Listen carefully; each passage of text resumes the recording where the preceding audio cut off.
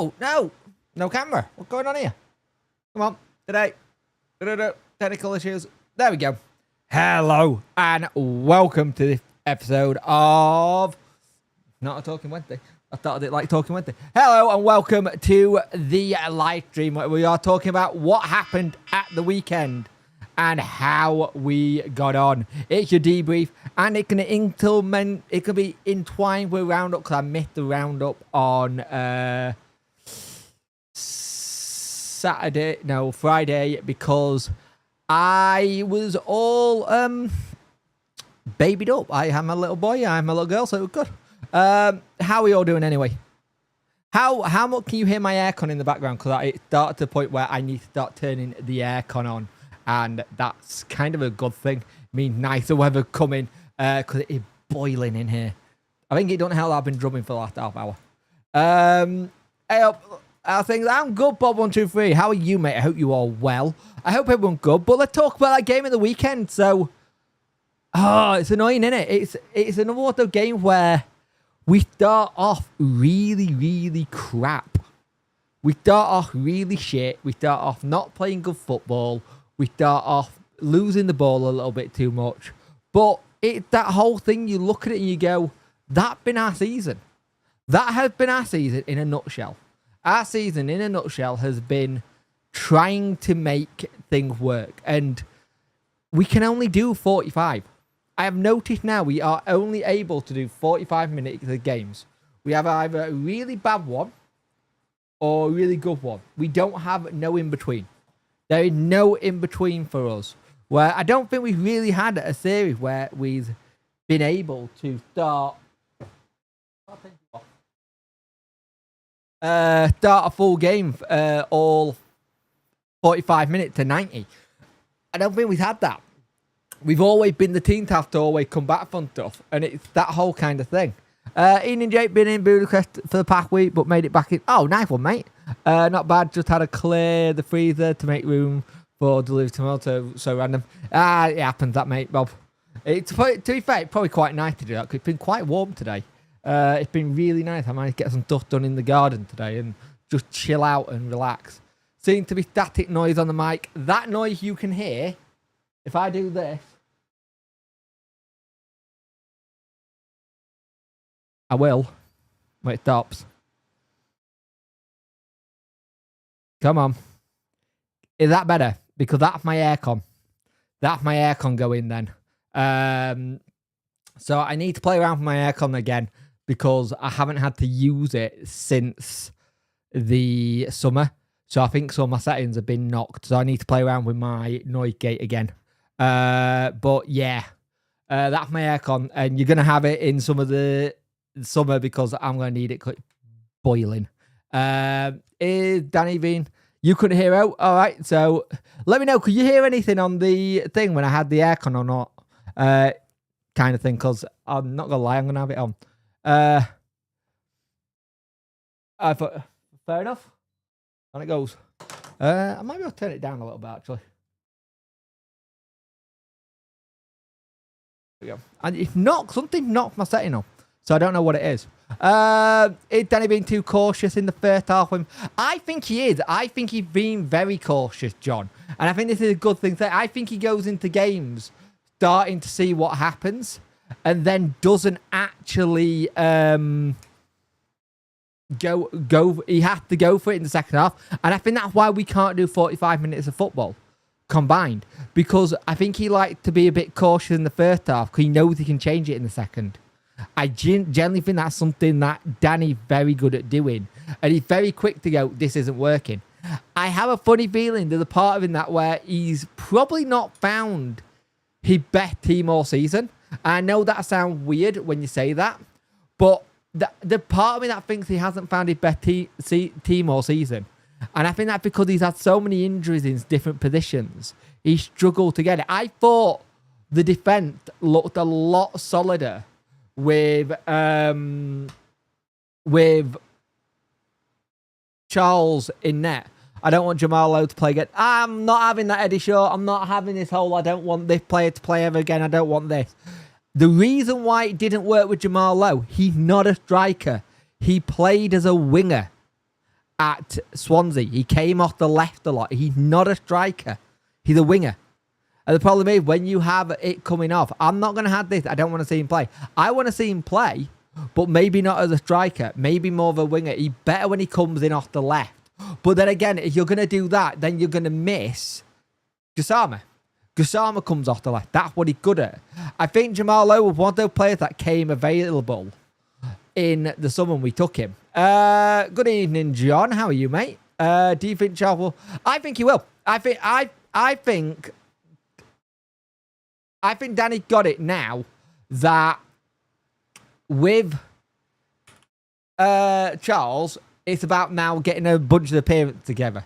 Because one of the things he said is, without giving much away, goalkeeping situation, Danny Rule did say it's up to Pierce to show he can be at the level over 2 or 3 game streak. I generally actually think we are going to do that. I generally do think that's going to be the case. I really do think that's how we're going to do. And I think it's going to be one of those things where we do really, really well in that sense. Because it is going to be that kind of thing. He's talking like he's going to really play a lot of games. Not really had the chance of being on the wing, so I agree with you that. Yeah, that's the thing. I think that's the thing. For me, he's more of a coming off the wing, Jamal Lowe. Just to let you know, mate, this is an adult live, and there will be swearing. You're welcome here, but just a warning, it may be adult content if you're only a kid. Yeah, thanks for that.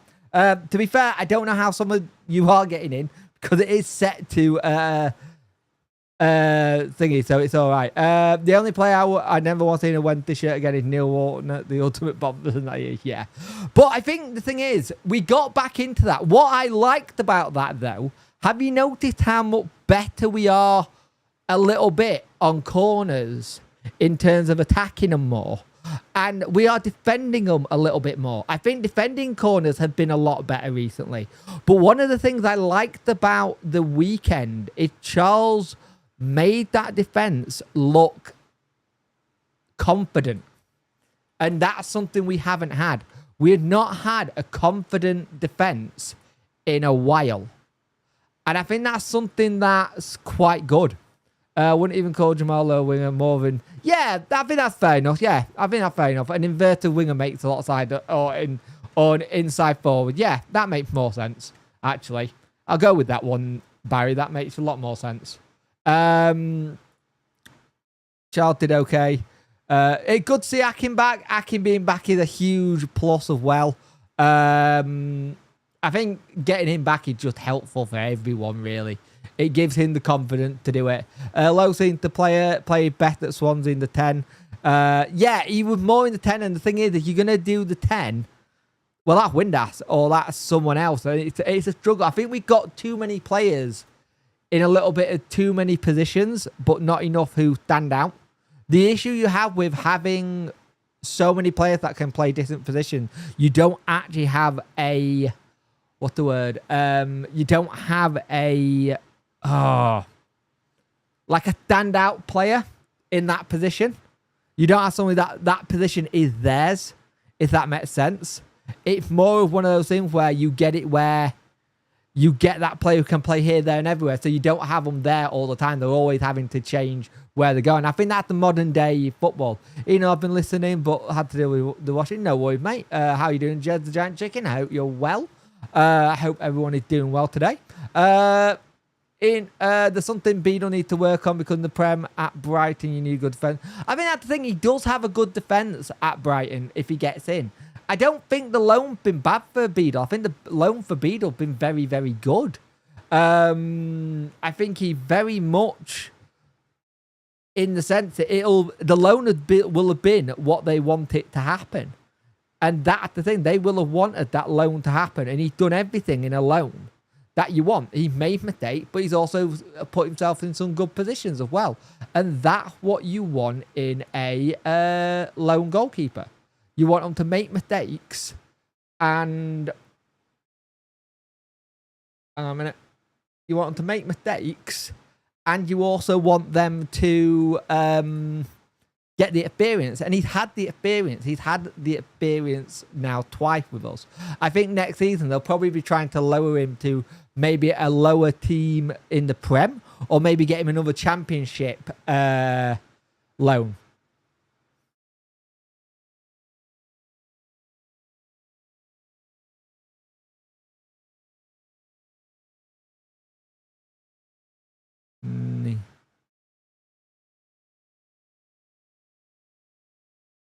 Yeah, Matt, but I think it's been over for a while, but we need 13 points to matter. You're nearly there now. You are nearly there, but you want it mathematically safe so you can actually celebrate.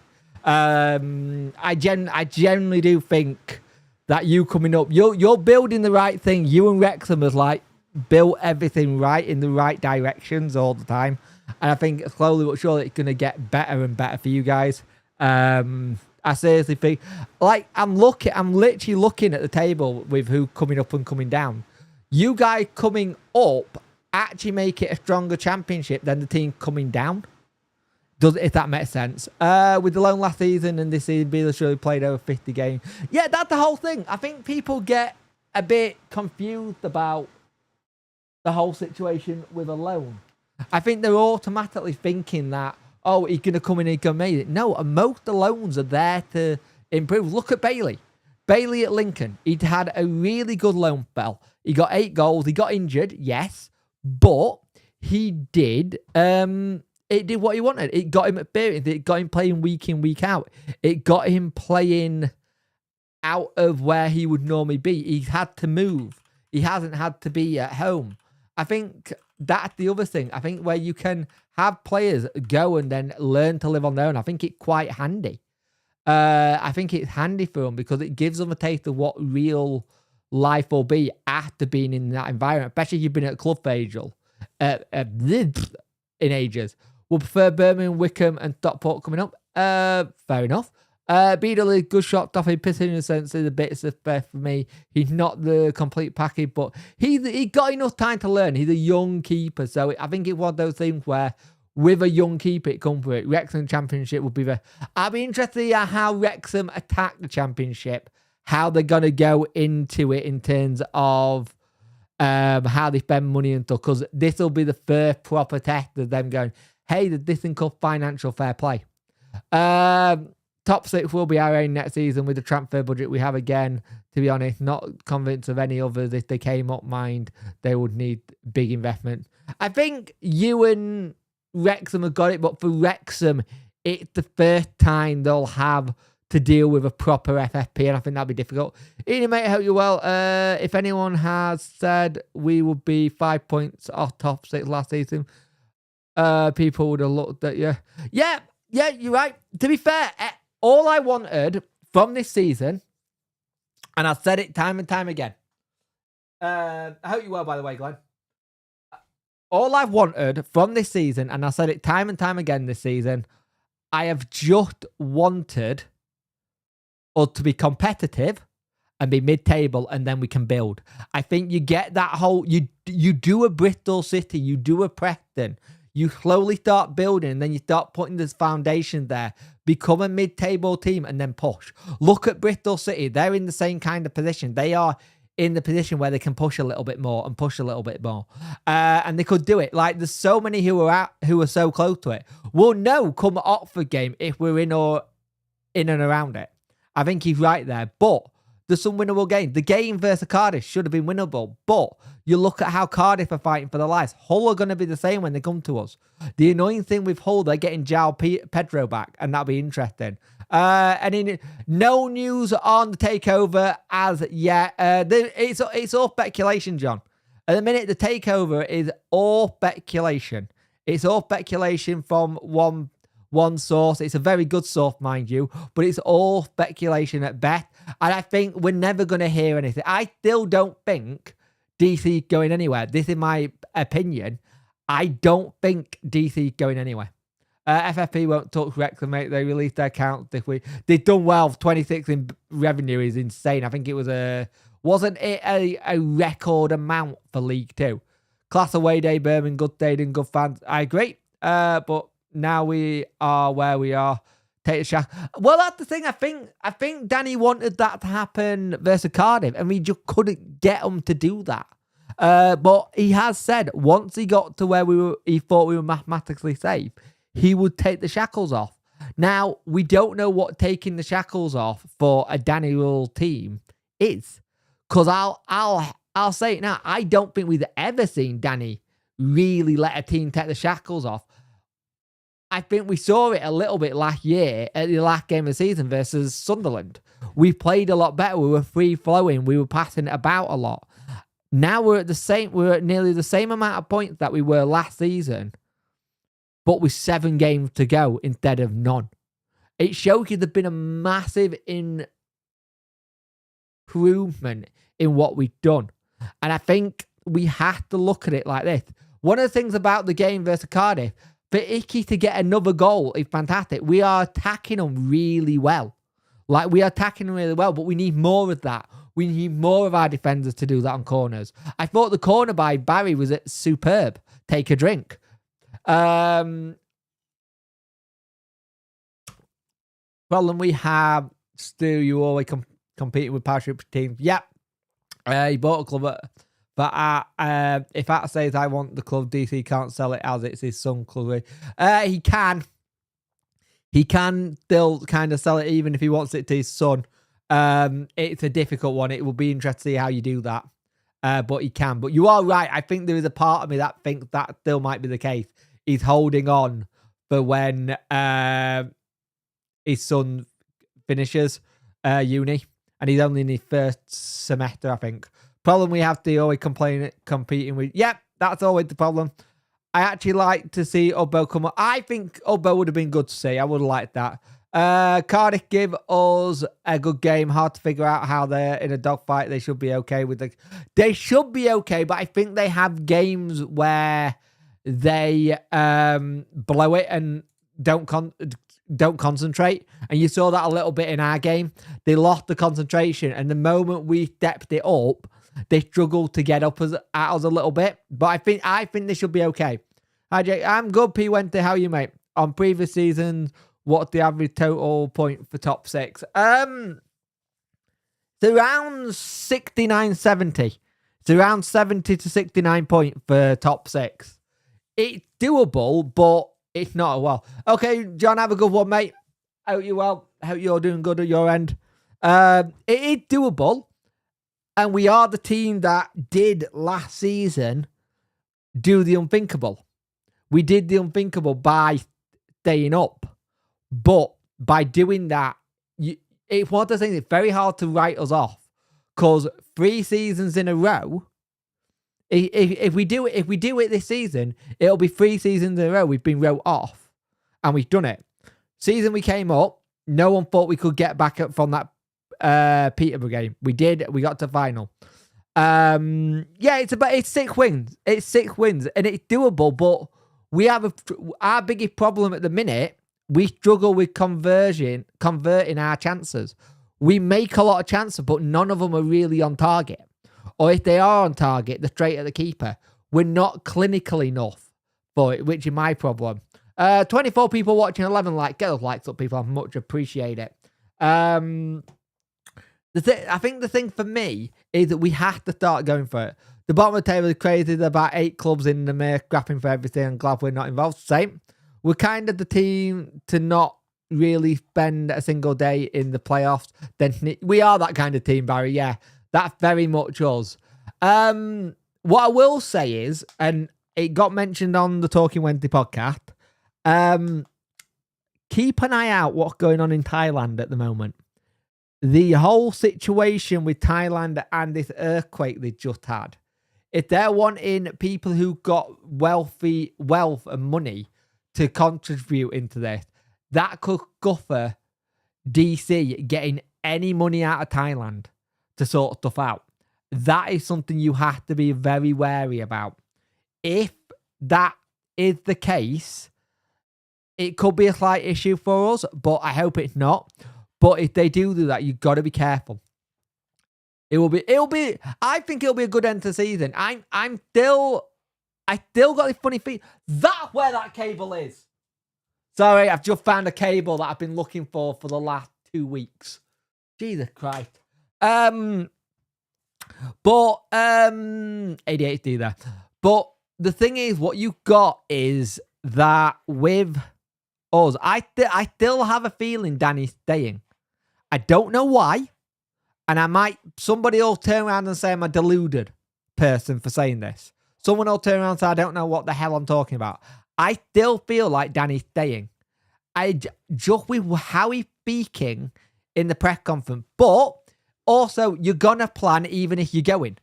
Because you never know what might happen. A deal might fall through. At the moment in time, I think Danny's staying. I think they're going to go elsewhere.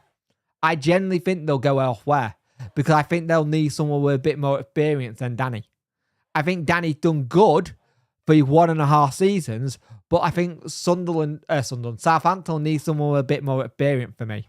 I'm usually hopeful after put 6th in that 17. Too much hope. We should give it a go, though. Oh, yeah, give it a go. Definitely. The Thai government have even strict rules on taking money abroad. Yeah, that's my problem, Jimmy. That is my biggest problem. I've mentioned this time and time again when it comes to the transfer window. This is why we struggle when we get to pay the HMRC bill, when we had the bit where we were paying players late. It's because they are very strict in getting money out.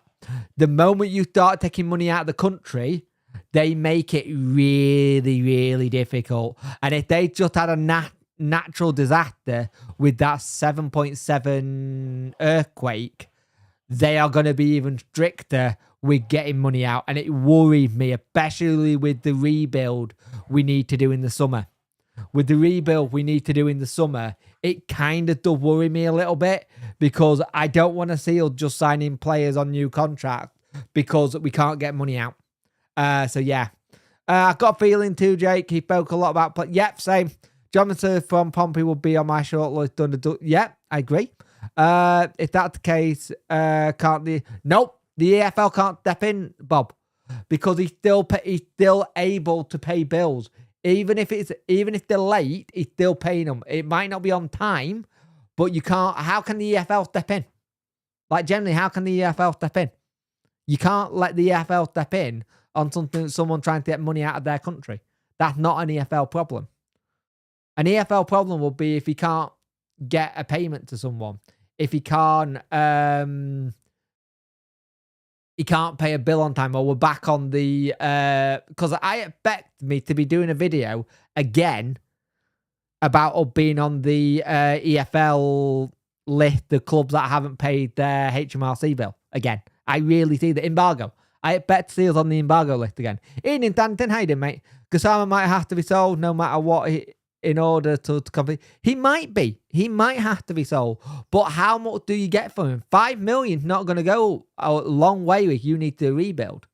And the other thing you've got, DJ, there is a part of me that kind of does DC go? Does DC go? Oh, hang on. I can't get money out of Thailand at the minute. 3 million sounds a good amount from Southampton because it's a payout. Thank you very much. Here's 3 million for the net manager to come in to try and get players in. Hi, Danny. How you doing, mate? Have you heard about Reading, by the way? Yeah, I'm hoping they can sort it out. They've been taken off the EFL embargo list, which makes me think it's getting there. But there is a player management group who's got a winding up petition going against them. Will you start hacking? If he has a good week this week in training, yeah. I think the FL front the cash as a short hold loan for them to then or shore one up for him. Maybe, but then you'll have everyone hacking. I think one of the biggest issues is we have to transfer money out of another country into the country at times. And I don't think we rarely have money waiting at times. I'm speculating, by the way. It always feels like we're always waiting. That's why we're always a bit late on things, because we're waiting for money to come out of Thailand and they have to go through so many different checks. And it's just the way DC likes to do business. And And some could say that because he's getting money off someone else. Who knows? The thing is, one of the things I like about the new EFL rules on takeovers is that you have to show 2 to 3 year worth of cash flow coming in the takeover bid to show that you can still run it just sustainably. And you've also got the other thing, the governor bill for the EFL, for football in general, could come in and help us. It could make it even harder for DC. My worry is with DC is I've always wanted him to go find proper sponsorships. None of these mocker building shit, not his name on it, not this A-Up. Even though I liked the A-Up, it wasn't an actual sponsorship. I want us to go get a Cadbury's or a Lucozade or something of that nature. Something that's a asset. Or even just go to a Sheffield-based company in Sheffield and go, like, class example, I don't know if Lee Wild Goose there. Lee Wild Goose, Goose Creative across the shirt. Something of that nature. Go support a local Sheffield company or have it that it's a big company that's on your front shirt. Get you more money in. I always think our sponsorship deals are naff. And it's there's so much I would like us to improve off the pitch and on the pitch. It's ridiculous. You could write a book on what we need to improve off the pitch. But the problem is a lot of it costs money that I don't think DC has. He's always said that Alibi Lander, but what a scam that was. When I first saw it, I was like, oh, this is a big one. Even Atletico Madrid had it. And then I started doing some research in that one. I remember doing the video going, oh my God, it's a scam. Brilliant. Also, that shirt was shit in the wash. It really was. I think I got that shirt twice because the sponsorship peeled off the front. It was such a naff-made shirt. And we've had some crap-made shirts in the past. I'm glad that Macron are staying, by the way. I'm really happy to see Macron are staying have sponsorship for the kit maker. I like Macron kits. I think they are really nice. I personally find them nicer, fitting, and I feel like they're good. So I am very happy with that. And again, from what I got told when we got given the first shirts in that announcement, it was a long-term deal. And I thought it was what I got told and what I thought it was like a 10-year deal. It was something like that.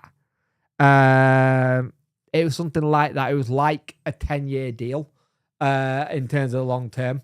And Macron are doing quite a lot of club kits now, which is good. But I'll be interested to see what Danny picks at weekend. We need to start Sissoko from the start. I want to see that lad play from the start and see what he can do. I'm at the opinion where even if he doesn't start any game, he's done sub appearances, I wouldn't mind taking a chance on him in the summer if there's an option. Because I think you give him a pre-season with us, it could be a completely different story. It makes you wonder if he could be like the Gassama replacement. Like we're already looking at maybe Gassama coming in. So someone coming in for Gassama and he could be the replacement. Could we got an option? Who knows?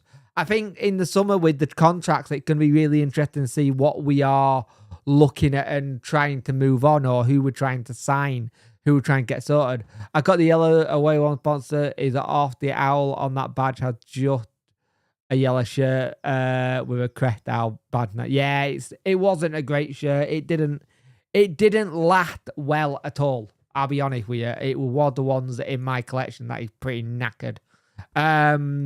Fully agree. Extend the option to buy. He's 20. Exactly, Barry. I've had people turn around and say, "Don't buy him. We haven't seen him. He's shit." Or why are we buying someone who hasn't played? It's like, no, buy him. He's 21. There is a player there. There's a really good player there. Yeah, I think he just needs a bit more of a home. At Toulouse, he's been loaned out a couple of times, so it does look like he's not in their plans. And if we can get him here, especially with him already knowing someone like Masaba, because I suspect we're going to give Masaba a contract in the summer. And I think Masaba will sign it. Sissoko was good at Plymouth. He was very good. I thought he attacked well. On the times where he come on, I actually think Sissoko been really, really good at attacking and winning free kicks. I think he's been in that really good kind of trying to win the free kick, trying to get past it. He's tricky. And players don't like that, especially if a player runs at you. He's one of those players who will run at you and try and lure you in for a foul. And I think that's someone we haven't had for a while. I think someone like a Gassama can do it. Gassama can do it. But Gassama's still needing to learn a little bit more. But I do have this whole thing where I am intrigued by what we can do. I think if there's an option there and we said yes to it, I'd do it. Yeah, very much like a Pervader. Exactly, Stannington. I think that's something we've missed this year. I think we've missed someone like a Pervader. Pierre Charles and Gassama, how much for both? I hope somewhere we can keep. I think we'll keep one of them, and I think it'll be Pierre Charles out of both of them, because Pierre Charles is the one that you're looking like he's going to be for the thing. I think you could quite easily get 5 million for both and had add-ons on top of that. I would say with Pierre Charles, he could go for 10, but he hasn't played a lot. I'd like to see McNeil, Kabachi, because yeah, same. I'd like that. No, I genuinely would like that. I think that's a really good way of doing it. I think that would be good to see. I think from what I've seen from some of McNeil's social media posts and him in training and stuff, that's not a player that's annoyed that he hasn't started. That's a player that's very much like, I'm ready when the manager's going to call upon me.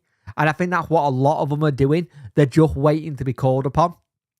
I think for someone like Kabachi, it's taken him a while to get used to it. He hasn't played much. And he's done a bit of a Pervader without actually getting in, because Gassama come on leaps and bounds. There was a period with Kabachi where, yeah, but he won't go to 15 million though, Danny. You won't get 15 million for him. You'll probably only get 5. If he was English, yeah, you could probably get 15 million. I don't see someone coming in for 15 million for him. I think we could go elsewhere and probably get someone who's a bit more experienced. I think I'd like to see 15 million for Gassama. But remember, you've got to give 20% of that to PSG. But realistically, I've always said Gassama for me is about a 10 to 15 million player. But I think he could go on for better. The fact we have Premier League teams looking at Cads in the past and now looking at Kane. We got a lot of good gems in our academy and coming forward. It's how we approach it. If we approach this in the right way, we could be good. Plus, I believe McNeil still has a 2+. He's on a 4-year deal, Barry. He signed a 4-year deal in the summer. So the thing is, you forget that Gassama next season is on his last year. And I can see us blowing it again with Gassama and him going for nothing. It's why it's so crucial to get a new improved deal in front of that man's face. Or you sell him in the summer. Or you're going to lose him for nothing. And the last thing we can do is losing players for nothing. We've done it time and time and time again. We can't do it. No, it's a 4-year deal. It's a 4-year deal. People thought that it was an option with a 4th. It's actually a 4-year deal in total. That's how much we were rating him and wanted him to do. I thought that originally, but it's 4-year. 10 million with add-on for Gasson, we had to have. Yeah, I think 10 million with add-on makes sense. So you do 10 million, then you do a 25% sell-on fee.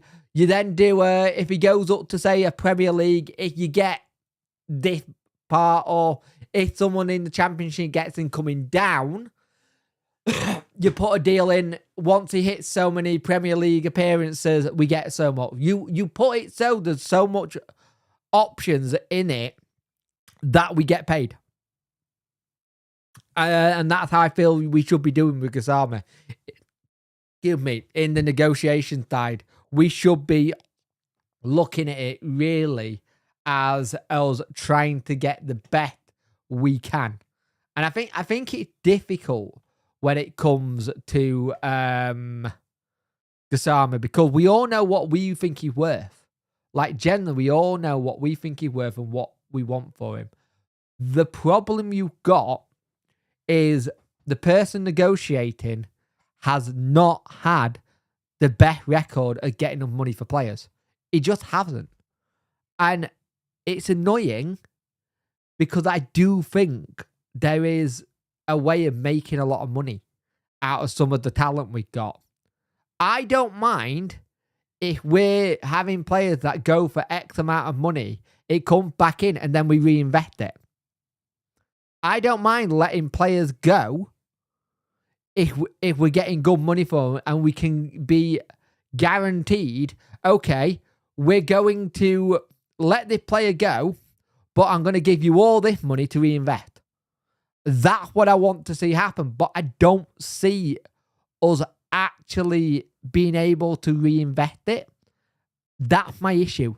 My biggest issue is I don't see us being able to reinvest it, and it does my head in.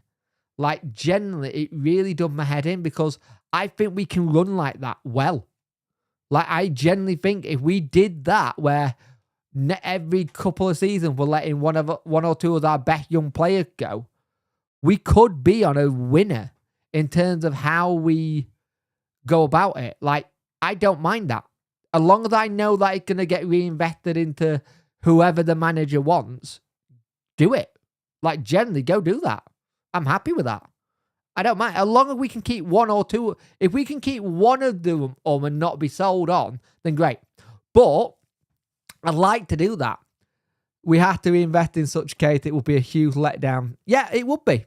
It would be. It really would be. And the problem is that my worry would be is that we let Gassama go for 10 million and then we're still bringing in free transfers and maybe we do again like we did in the summer. Oh, we spent 2.5 million on this player like we did with Ugbo. That's nothing against Ugbo, but how excited were we all when we were like, oh, we spent money on a player. Wow. That shouldn't be our level of excitement. That should be the norm. The normal reaction to spending money on a player in the millions should be the norm for us, and it's not. We got so gassed that we actually spent money on a player. It was ridiculous, and it really made you go, are we actually celebrating because we spent money on a player? Because we don't do that. It's not something we do. Everyone out of contract should get a new 1-year deal and then sell them, even if we get 200k like Smith. Yes, I do get that. But then you got to make sure you get deals in. If you want a classic example, look at the summer where we had Lee Gregory. Lee Gregory wanted to go, there was an offer on the table for him to go to Derby. It was all agreed and ready to go. And then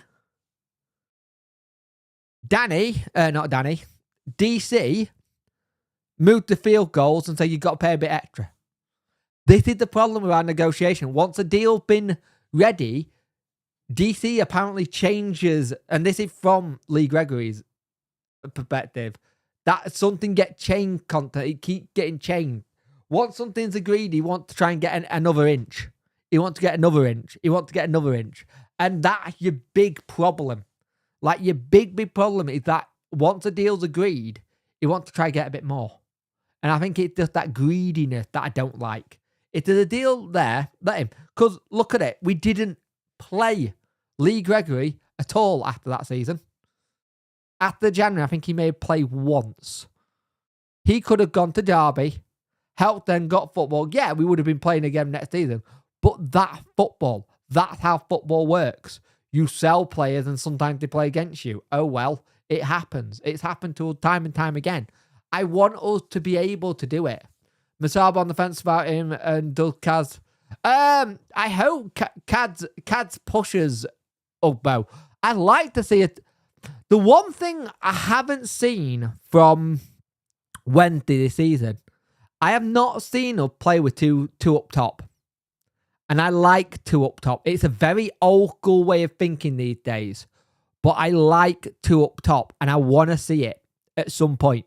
Because we got, and actually, it's ridiculous how many strikers we actually do technically have. And we don't use. 2.5 million is peanuts in the championship these days. We are operating in the championship. Yeah. Oh, yeah. 100%, John. Hopefully, in the summer, we should be able to operate a little bit better because we'll have more of the what's it called? TV money. The more the TV money is in there. So it'll be interesting.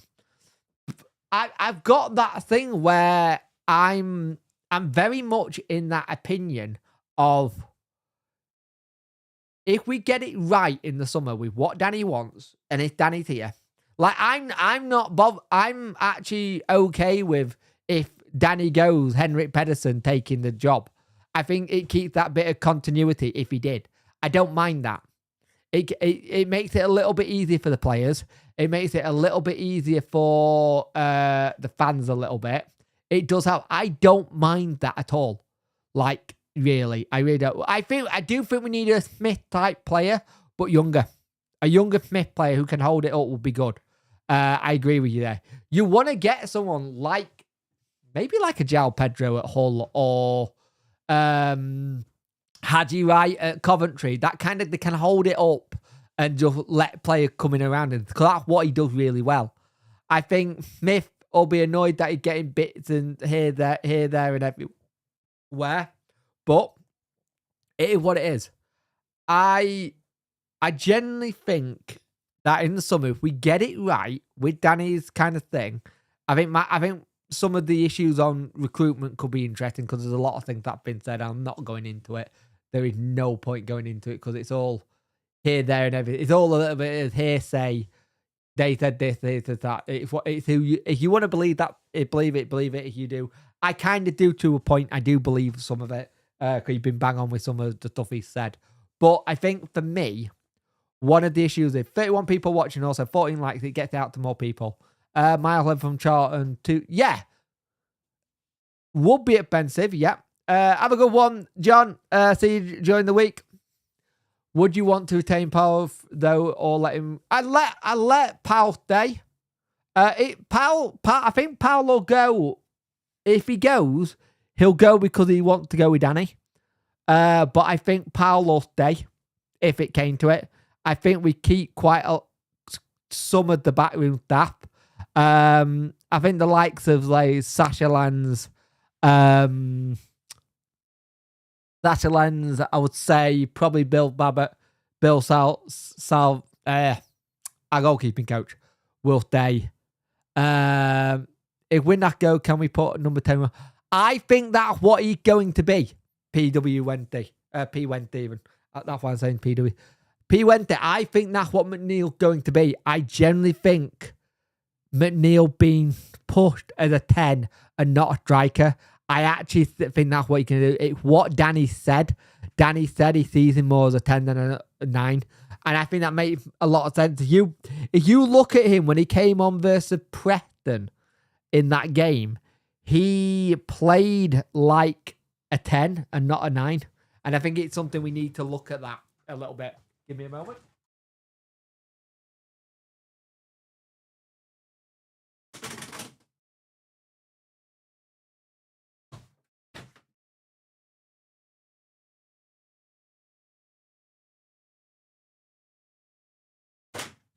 That time of year where the aircon needs to be on, so I'm making sure all my windows are shut now. But yeah, I think that's the case as well. I do generally think that's the case. I think he's a 10. He's not a natural 9 anymore. He's a 10. And I think for a lot of people, they're not, I think a lot of them are not going to like it. Let's put it that way. Because I think a lot of people go, well, he played in the academy levels at Man United, at Man City as a 9. Why are we changing him? Laval, Powell, bigs up the fan. Yeah, I think you got to remember with Powell, a lot of what we did with Powell it was all a lot to do with a lot of it was to do with what's the word I'm looking for? A lot of it was to do with the fans. That's why he came back. So yeah, I got that thing where I'm intrigued to see what happens with it with this summer. Like generally, I am really intrigued to see what happens with us in the summer. It's going to be interesting. But I'm going to leave you and love you until the next one. There'll be a video tomorrow. McNeil is going in younger team. Don't see his name pop up much. No, he's not really doing. He's not that because I don't think he's really playing for the under-21s a lot. He's not scoring a lot. Let's put it that way. I think I actually do think he's been brought to the first team and he's playing here, there, a bit here, there, and everywhere. And there was a way of get him going to on loan, but it just didn't happen. I think the future good with our youth academy and what's there. It'll be interesting. It's what happens in the summer. It's Danish days. It's coaching staff, all that kind of stuff. It's going to be a whirlwind, but it went it. All we know right now, we're mid-table. We go on a run. We try and get these 6 wins. You never know what happened with Wednesday. We know what we're like. It come up for we know where we are. People. I know the channel will probably die off a little bit because people will be like, "Well, we know what we're not going up, but we're not going down." There's something to say. I'm all for people saying, "Let's try and get up and try and go for it." And go, I want us to be playoffs. I accept that. I get that. I think for the season, it needed to be a building process because I don't think we go up and we're able to spend the money that people think we will be able to. It will be difficult. My big thing will be if we went up, we'll be looking to secure land to get a new training facility, get the stadium sorted, start building structure behind the scenes and get some players to help us compete and stay up. But I don't know if you get that. But thank you for watching. I will see you in the next one. There'll be a video tomorrow. I'll find something to talk about. You know I will. But I will see you in the next one. And hopefully we can carry on and have a really good week going into the whole game. And we'll see what happens. Got a surprise for you on the whole game as well.